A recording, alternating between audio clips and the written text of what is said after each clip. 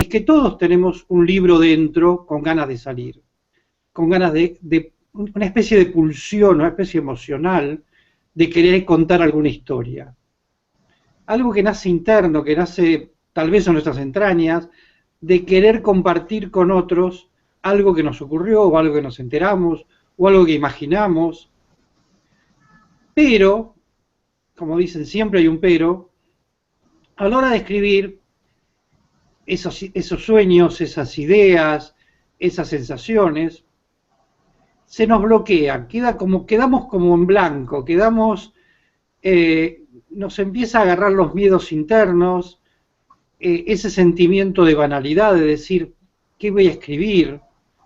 Que tal vez mis palabras no sirvan, que no tengan el valor que yo quiero, y entonces todo eso nos transforma en una especie de nada que nos invade y que nos provoca el miedo a continuar, a empezar, a fabricar. Y lo que fabricamos en ese momento son murallas. Esas murallas interiores de tener una hoja en blanco y de empezar a decir, bueno, ahora no tengo tiempo de escribir, o me voy a hacer otra cosa, o me voy a poner a escribir más tarde porque ahora estoy ocupado. Entonces vamos a empezar a acordarnos de un montón de actividades que teníamos que hacer, pero que realmente no son tan importantes como escribir, pero que aparecieron en nuestra mente para ayudarnos a encontrar excusas para no escribir. Son una especie de sustitutos para reemplazar esa pesadilla que es sentarse frente a la página en blanco, y nos escudamos atrás de esos sustitutos que realmente son eso, son excusas para no empezar a escribir seriamente. Pero hay una buena noticia, no les pasa a todos, es decir, les pasó a todos los escritores, les pasó siempre. Frank Kafka, Gustave Flaubert, Thomas Mann, se quejaban de sus miedos interiores, se quejaban en que eran incapaces de producir una palabra por mucho tiempo, se quejaban de que escribían 3 o 4 frases y las terminaban tirando a la basura, se quejaban de que borraban lo que escribían para comenzar de nuevo, pero atrás de todas esas quejas llegaron a ser Frank Kafka, llegaron a ser Gustave Flaubert, llegaron a ser Thomas Mann. Es decir, vencieron todo eso para ser grandes escritores.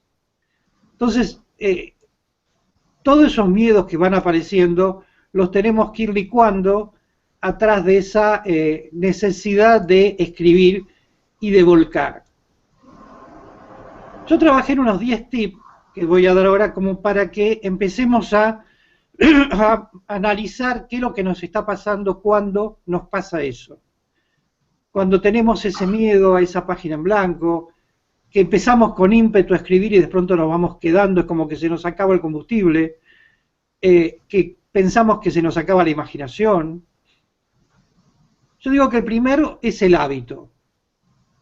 Tomar el trabajo de escribir como un trabajo, no como un hobby. Es un trabajo placentero, es un trabajo divertido, es un trabajo ameno, pero es un trabajo. Empezar a trabajar en horario determinado. Por ejemplo, 15 minutos por día. No hace falta decir voy a escribir 8 horas por día. Dedicarse 15 minutos nada más. Los primeros, empezar a trabajar con eso. Y ponérselo como un hábito. Poner la idea para transformarlo eso en hábito. Como cuando uno se levanta y se lava los dientes, o se lava la cara, o se peina, o se viste. Tiene que ser un hábito sentarse 15 o 30 minutos frente a una página, una computadora en este caso. Aunque estemos 30 minutos sin escribir nada, por los miedos, pero si no estamos esos 30 minutos sin hacer nada, no lo vamos a vencer. El otro tema es el método.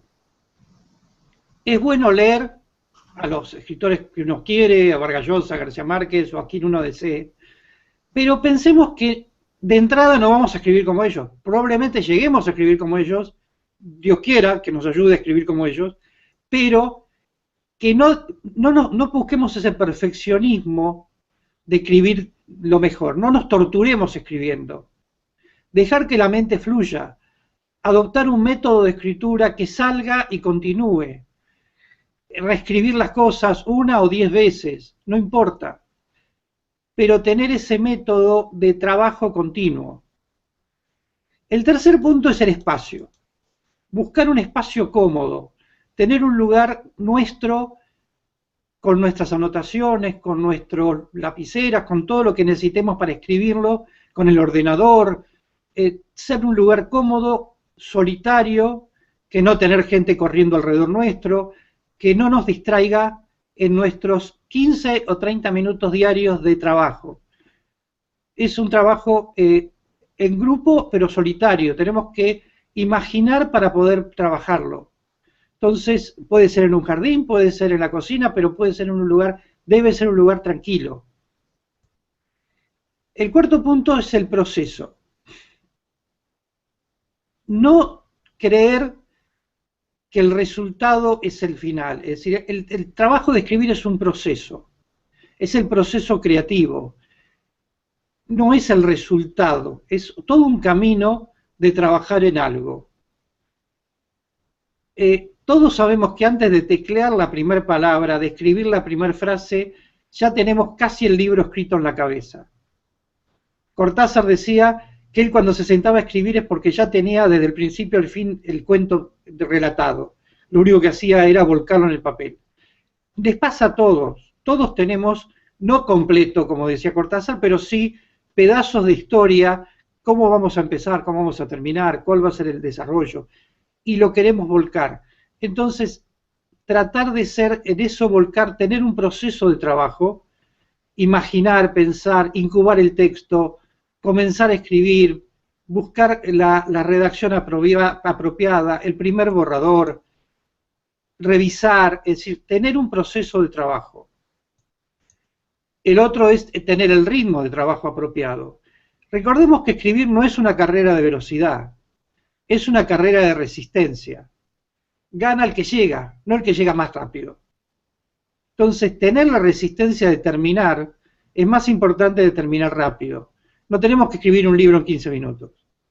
Tenemos que escribirlo en el tiempo, en el ritmo nuestro, que nosotros necesitemos, pero escribirlo. Tener ese ritmo, ponerlo, desarrollar los hechos, escribir el final, el principio, buscarle la forma genial de trabajarla, pero al ritmo que nosotros querramos, pero trabajarlo. El verdadero objetivo es el libro, no es el reloj. Entonces el ritmo, nosotros podemos tener un libro, podemos hacer un libro genial en 3 meses o un libro genial en 3 años. Pero tenemos que tener ese ritmo para desarrollarlo y no cortarlo. El sexto punto es observar. Para desarrollar una trama, para romper esas barreras, para romper los miedos, es observar alrededor y apuntar situaciones, apuntar personajes.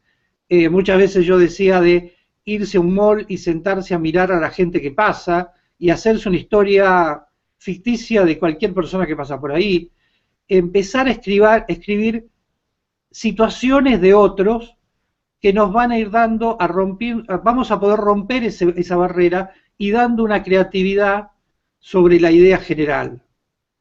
Es decir, buscar esa metamorfosis mágica que es transformar una visión de algo en una idea, en un relato.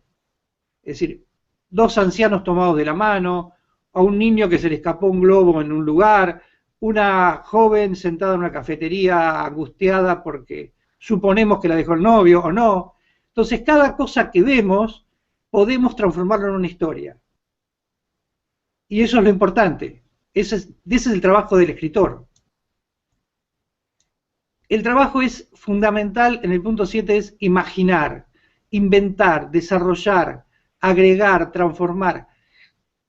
Cuando queremos contar una historia real, exactamente como pasó, estamos haciendo el trabajo de periodista. El periodista, la diferencia del escritor y el periodista es que el periodista por profesión tiene que contar la realidad, no puede imaginar. Es decir, por supuesto, un periodista político, un periodista económico, va a imaginar el futuro en base a la política que está pasando, a la economía, todo eso. Un periodista de policiales, por ejemplo, no puede imaginar, tiene que contar lo que pasó, cómo fue el asesinato, cómo la policía encontró, es decir, tiene que relatar lo que ve, no puede agregar cosas. La diferencia entre ese periodista y el escritor es que el escritor puede transformar una realidad en una historia con agregados, que siempre es lo que conviene, porque si yo quiero conocer la realidad de la historia, busco el periódico. El escritor me tiene que contar esa realidad. Si vamos a buscar, por ejemplo, la biografía de García Márquez, sí, él cuenta su vida, pero realmente uno se da cuenta que atrás de lo que cuenta de su vida está agregando un montón de partes de escritor, porque no lo puede obviar, es su sangre. Y en eso tenemos que trabajar mucho. El tema de la motivación, de la idea, del desarrollo, es muy importante. No pensemos que cualquier idea es pequeña, es decir, todas las ideas son grandes, por más que creamos que es pequeña. Porque una idea pequeña después se va expandiendo, si la sabemos trabajar. Después se puede transformar en una saga, en una trilogía, en una serie de historias. Cuando empezaron con Harry Potter, empezaron con una historia, con una idea pequeña que terminó siendo una saga exitosa. Entonces, no pensemos que, no, esta idea no me gusta, ¿para qué la voy a escribir? Esa pequeña idea, si la sabemos amasar, vamos a obtener una gigantesca idea bien trabajada. Todas las ideas son buenas. El otro punto es, no nos preocupemos por las críticas. Los mayores miedos nacen de la preocupación de las críticas. ¿Qué van a decir? ¿De qué nos van a acusar? Yo digo que las críticas, lo peor que hay es cuando no tenemos críticas. En los escritores tenemos tres posiciones en nuestra vida. O estamos arriba, o estamos abajo, o estamos en el medio.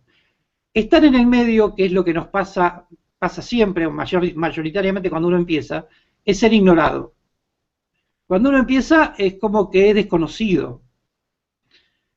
Lo mejor que nos puede pasar es que nos critiquen, para bien o para mal. Como decía el Quijote, ladran Sancho, señal que cabalgamos.